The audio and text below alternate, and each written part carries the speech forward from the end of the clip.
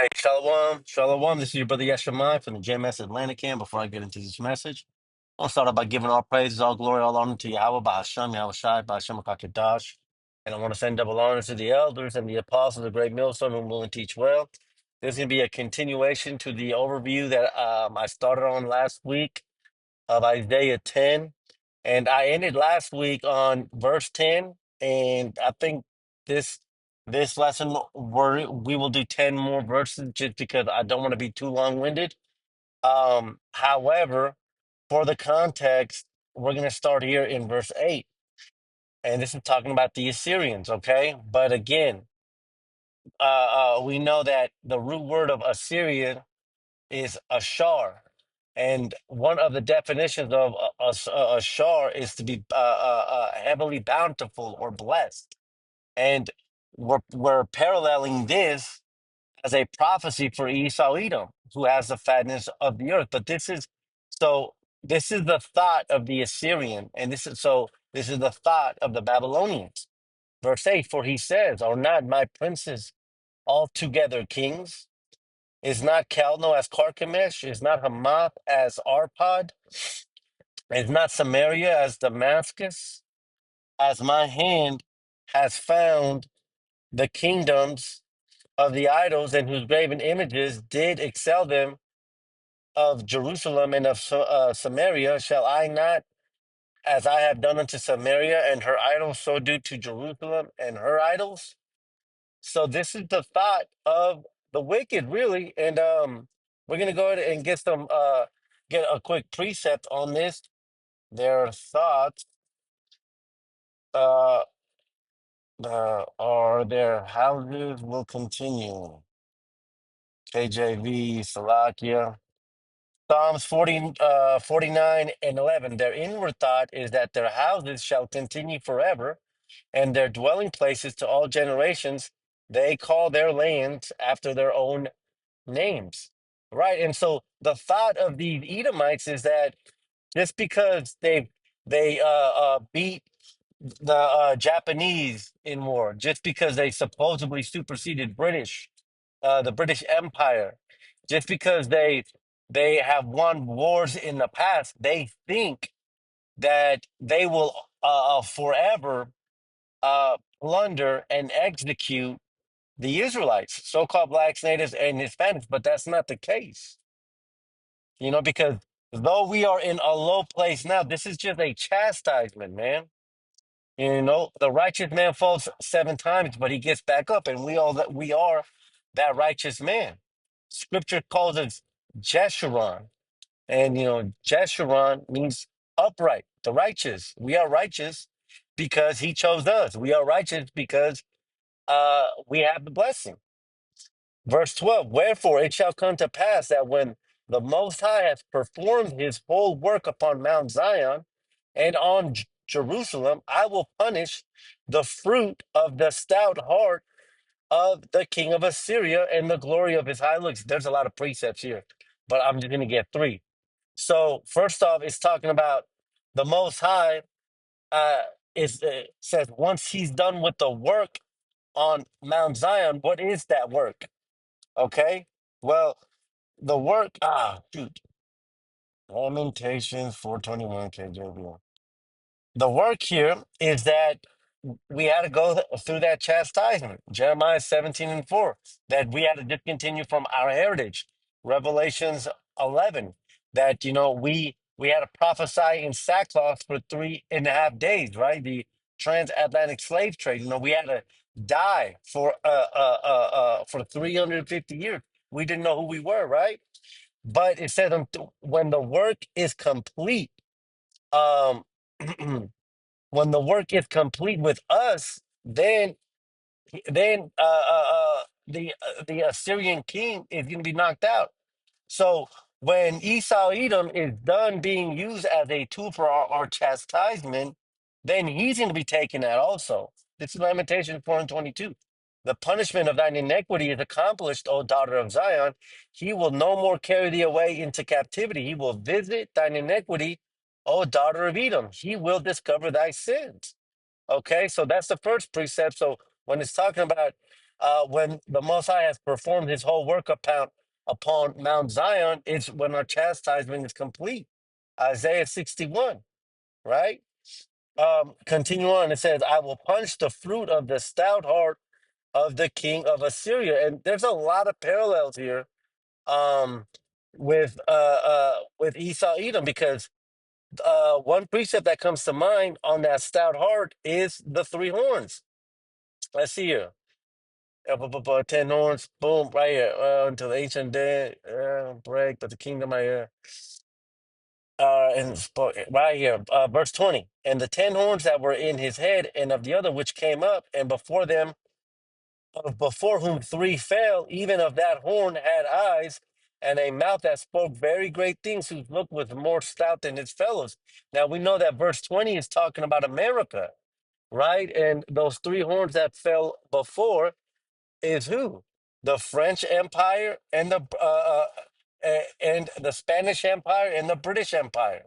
You know, because at one point, all three of these empires were fighting for the landmass of North America. But it says right here, whose look was more stout than his fellows. And now we know that to be America, because ultimately America took over the entire northern continent, right? So there's a lot of precepts here, a lot of precepts here in parallels that go with Esau Edom, right?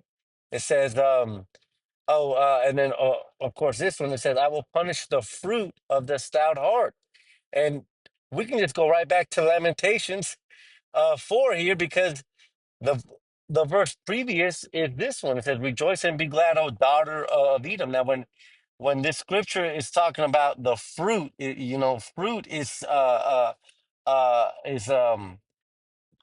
poetically speaking about the seed, right? Who is the fruit of the Assyrian king? Well, his children. And that's exactly what Lamentations 4 and 21 is saying as well. It says, "Rejoice and be glad, O daughter of Edom." Who is the daughter of Edom? Well, it's talking about the children that dwellest in the land of Uz. The cup also shall pass through unto thee, that shall be drunken, and shall make thyself naked. So even though, per se, the same physical bodies of Edom who were chastised, who were who destroyed our people, even though they in their physical bodies aren't here, through reincarnation, through the regeneration, they are here spiritually. Um, excuse me. Excuse me. But so that's what it's talking about, the fruit of the king of Syria. It's talking about his children. But let's continue on here. It says, verse 13, it says, "For he says, by the strength of my hand have I done it, and by my wisdom, for I am prudent, and I have removed the bounds of the people, and have robbed their treasures, and I have put down the inhabitants like a valiant man." And that's, again, it goes back to to the pride, right? Let's go ahead and get a quick one here. This is Obadiah.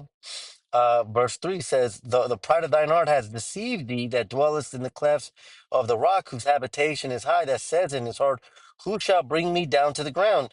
Though thou exalt thyself as the eagle, and though thou set thy nest among the stars, thence will I bring thee down. So the thinking of these Edomites is that they're going to continue forever.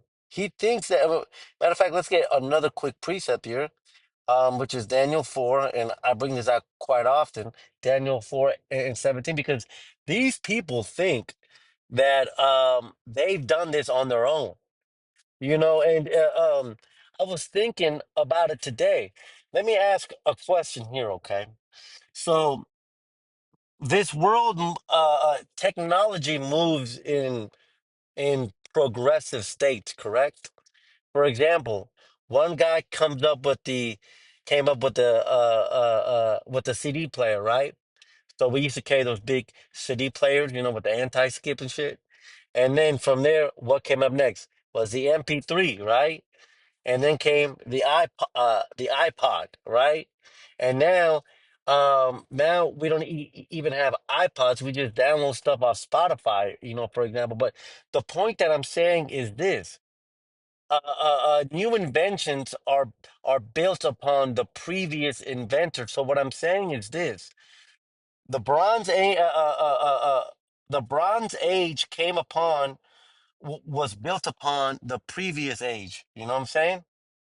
Uh, uh, uh, uh, the muskets progressed to a semi-automatic rifle, a self-loading, because again, the musket had to be loaded every time one shot was fired. So what I'm saying is this: even on a even on a earthly understanding, America isn't the best. You just progressed off of what was there previous to you.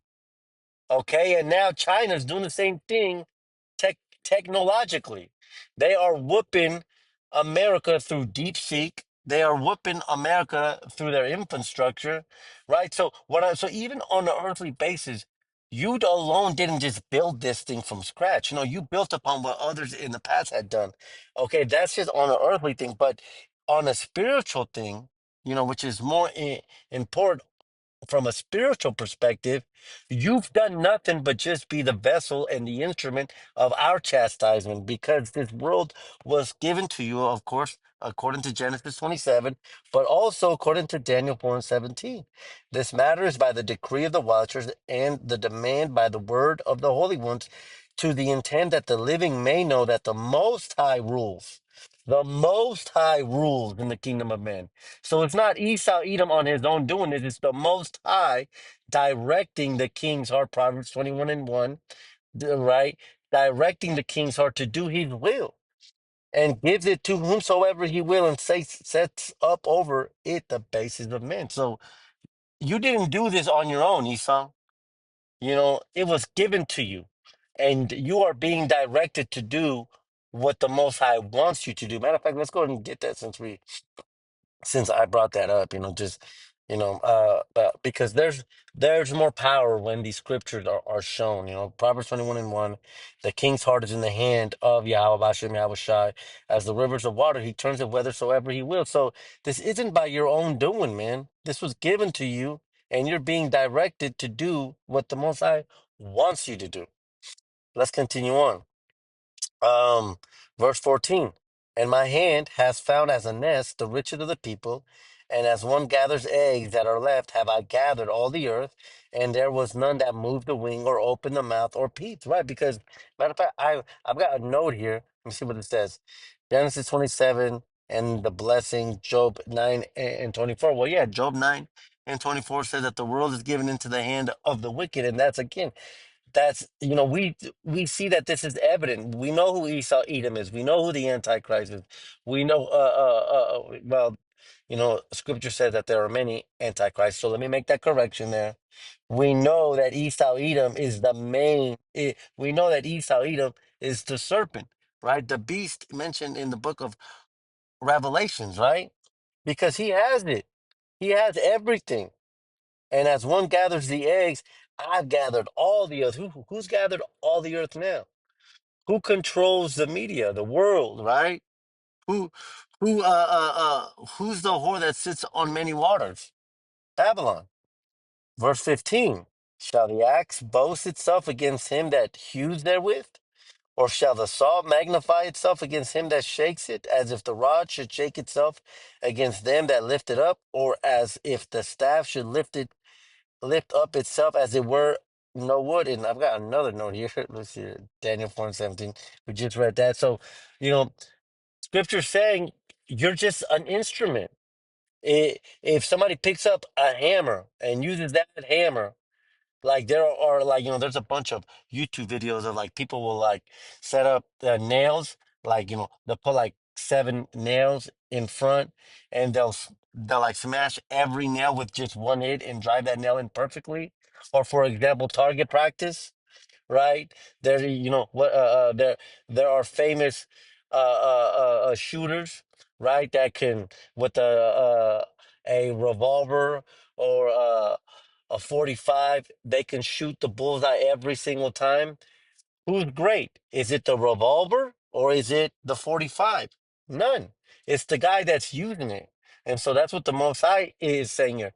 You are nothing but a tool. You are a dagger. You are a weapon. You right? But you are not greater than the one who's wielding you. And you are being wielded by the Most High. So who are you to say who are you to say that this is your doing? And matter of fact, because Scripture says that the word is a double-edged sword. That's also a precept for humility. Because even though we may know the truth, and even though we may have the understanding, man, it's not even really us, right? We don't have it. It was given to us, man. So, um, I don't want to stray off. Let's continue. Verse 16. Therefore shall the Lord, the Lord of hosts, because he has an army, man. Host means army.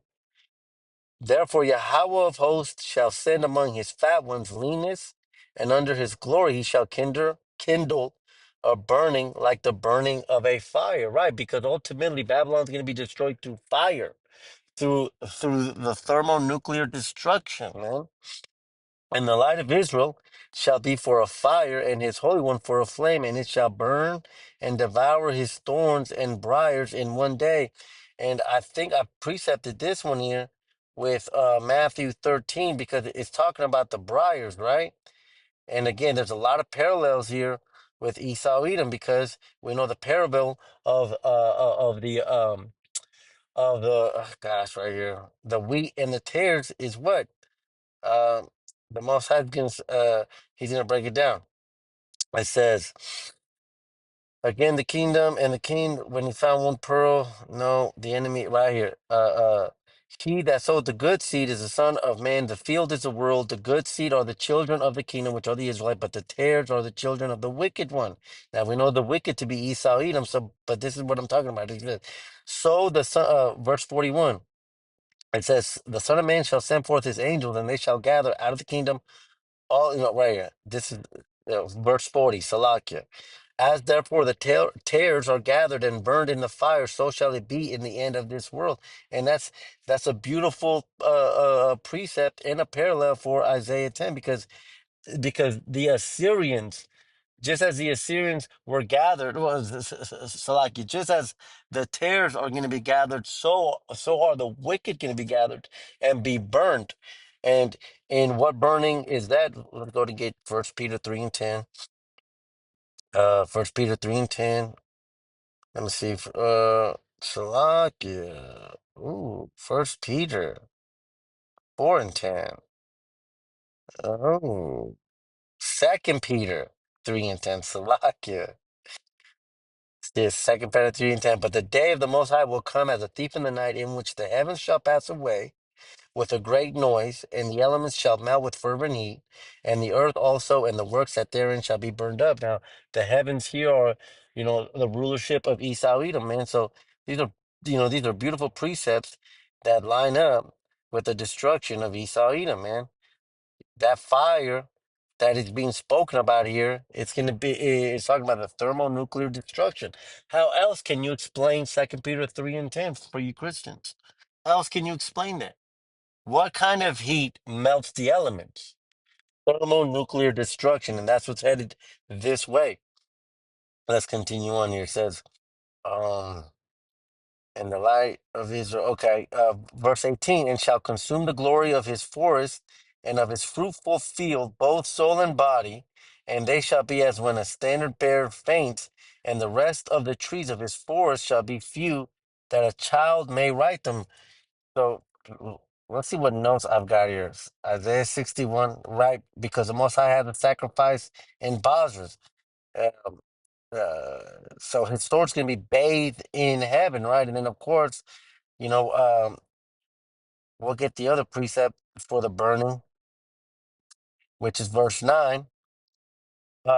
And lo, as he saw the violence of the multitude that came, he neither lifted up his hand nor held a sword nor any instrument of war. Verse 10, but I only saw that he sent out of his mouth as it had been a blast of fire, and out of his lip flaming breath, and out of his tongue he cast out sparks and tempest. So, of course, this is talking about the valley of Yahweh Shaphat, the valley of judgment. But a lot, when when the chariots show up, man, a lot of the wicked and a lot of the heathens are going to be destroyed through fire, man, through that tempest, right? Oh, let's see here. And we're going to end it with verse 20. And it shall come to pass in that day that the remnant of Israel, the elect, and such as are escaped of the house of Jacob, shall no more again stay upon him that smote them, but shall stay upon Yahweh Bahashem Yahweh Shai, the Holy One of Israel, in truth, man. And you know what? We're doing that now. Because, see, our safety, you know, there are a lot of our people right now, including the lost sheep that haven't woken up yet. But that also includes the 2/3 that have to be destroyed. There's a there's a separation there. But a lot of our people right now are leaning. You know, they're they are putting their trust on the one that's smiting them. And who's smiting us now? Esau, See, you're thinking that you can vote your way out. You're thinking that Esau Edom is going to protect you against these missiles. You're wrong, man. We're not doing that anymore. Matter of fact, let's end it with this precept here. I don't have it here. It says, I will look to the hill. That's right. Psalm 121 and 1. If this will load. I will lift up mine eyes unto the hills from whence cometh my help. My help cometh from Yahweh, Bahashem Yahweh Shai, which made heaven and earth. See, we're not staying. Our protection, our hope isn't on Esau Edom. Our hope, we're not leaning, right? We're not staying. Staying, is, you know, we're not setting up camp. We're not setting up our tent here. You know, we're not hoping that Esau Edom's going to protect us, man. We're looking up, man. We're looking up for our salvation. Yahweh Ba'ashem Yahweh Shai, that's who we're staying on, man. But ultimately, our salvation is, ultimately, when that day of destruction, we're going to be looking up, hoping that we be of that number. Um, I'm going to continue this on a separate message and possibly finish it up. See here. Yeah, we got 14 more verses. Until then, I say shalom.